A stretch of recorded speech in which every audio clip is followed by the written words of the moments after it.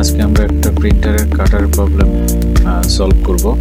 মাদারবোর্ডের কারণে কাটার ঠিকমতো কাজ করছে না, সেটার প্রবলেমটা আজকে আমরা সলভ করব আর কি। তো দেখেন আমরা এটা এখন কাজ করছি। তো এখানেই প্রবলেমটা ছিল। তো আমরা এটা সলভ করার পরে এখন কাটারটা আবার পুনরায় লাগাবো। তো আপনাদের কারোর যদি কোনো প্রিন্টারে কাটারে বা প্রিন্টারে কোনো প্রবলেম থেকে থাকে তাহলে অতি সত্বর আমাদের সাথে যোগাযোগ করতে পারেন। আমরা সকল ধরনের সার্ভিসই এখানে দিয়ে থাকি। আসসালামু আলাইকুম।